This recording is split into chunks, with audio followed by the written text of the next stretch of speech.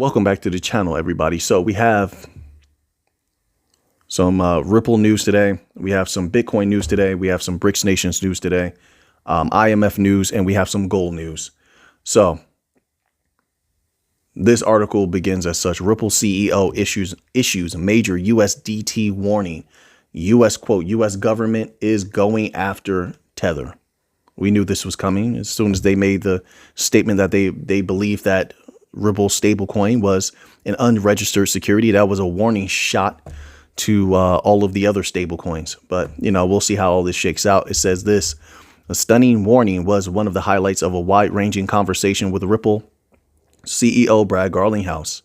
He's been putting out a lot of information lately, including the idea that going after the trillions of dollars that are out there will be easy. That was a shocking statement to make. But that's actually very interesting that he thinks that. It's like, why do you think it's going to be easy to go after that?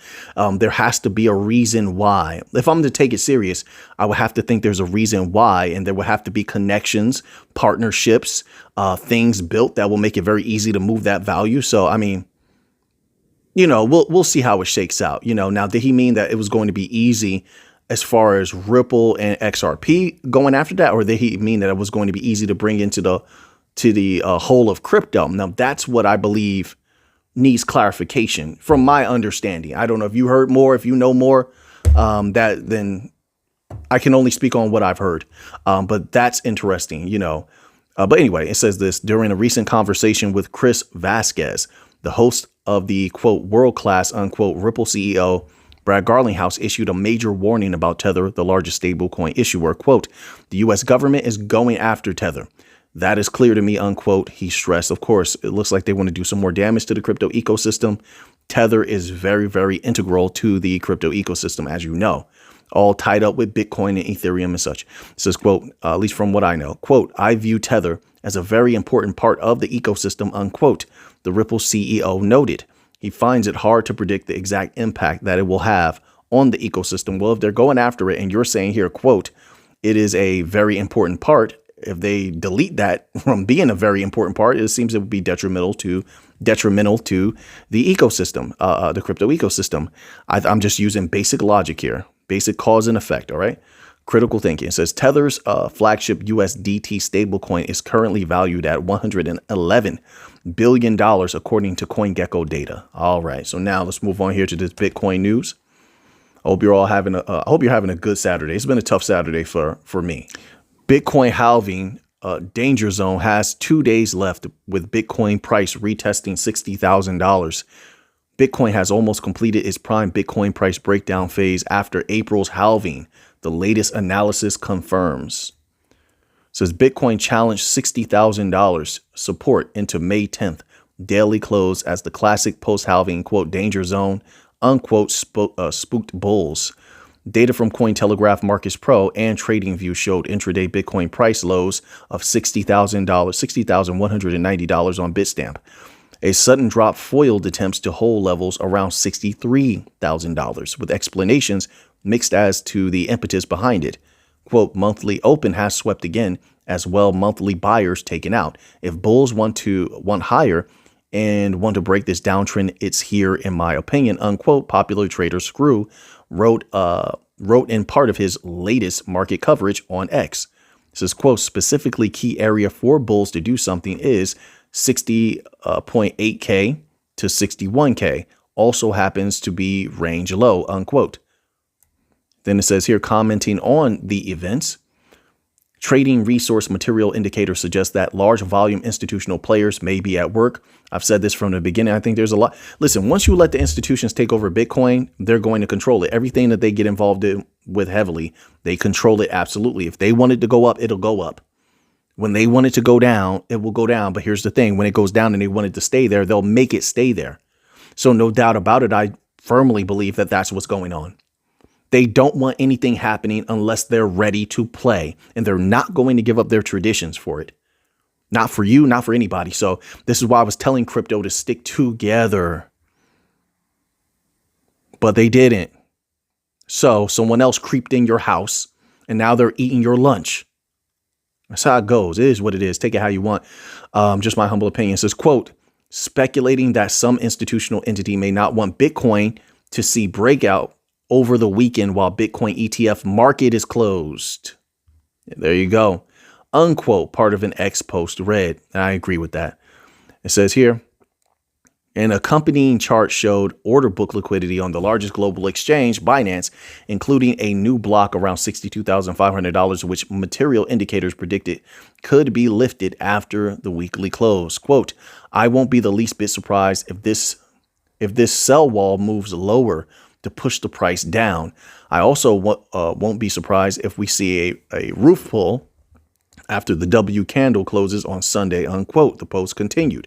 All right, so now let's move on here. We're going to skip a Ripple article here. They're talking about some victories. I think they're just talking about like, victory over the SEC when it comes to XRP. They had a lot of little victories, actually. Well, they're not little, but I mean, leading up to the big event, which is, hey, the case is over. And then XRP possibly, not financial advice, possibly exploding in price, which then would lead to XLM exploding in price.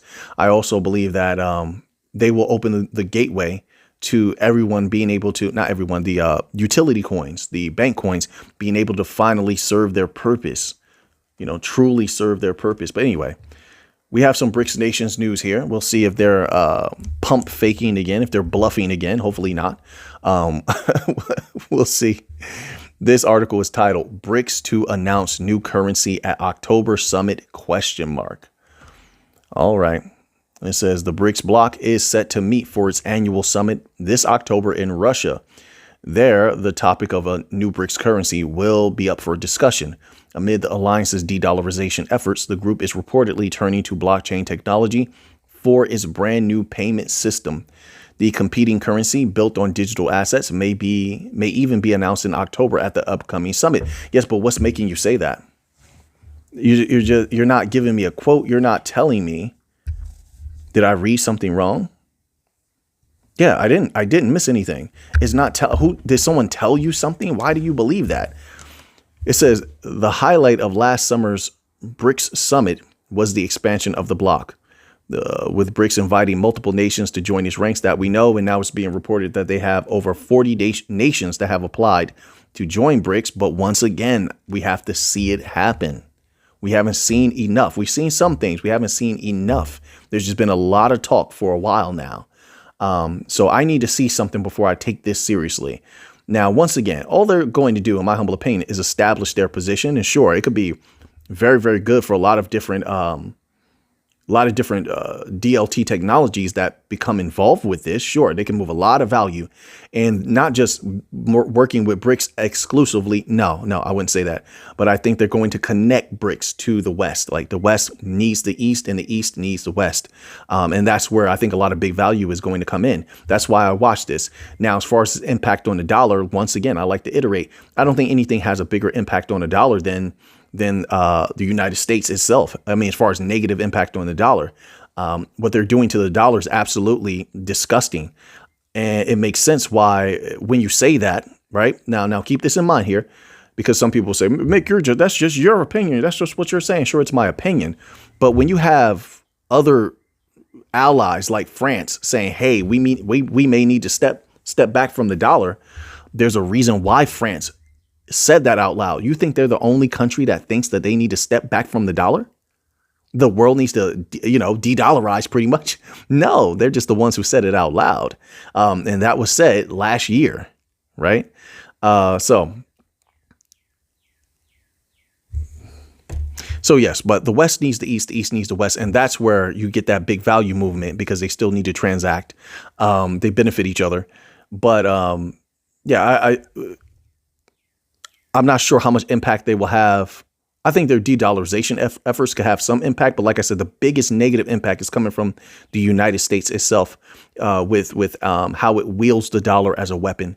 But, we'll see what happens in the future. This chapter is titled World Central Banks Buy $24 billion in gold in 3 months, setting new record. And it goes as such.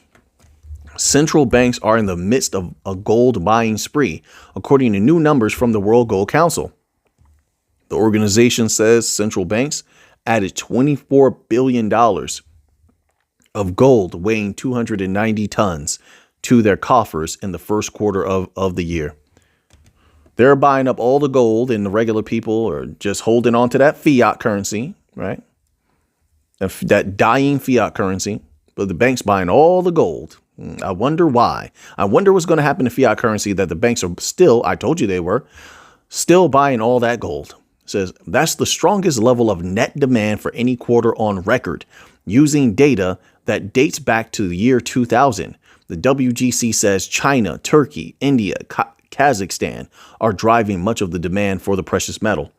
Quote, many have attributed central banks' ongoing voracious appetite for gold as a key driver of its recent performance in the face of seemingly challenging conditions, namely higher yields and U.S. dollar strength. And despite the high bar set in the last 2 years, the voracious buying has continued into 2024 in the face of renewed gold price rally.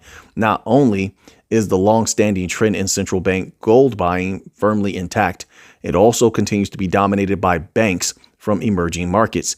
10 central banks reported increased gold reserves during Q1, all of whom have been active over recent quarters. All right, so now that you have that information, what are you going to do with it? I know what I'm going to do with it. So until next time, everybody, let's get to the money.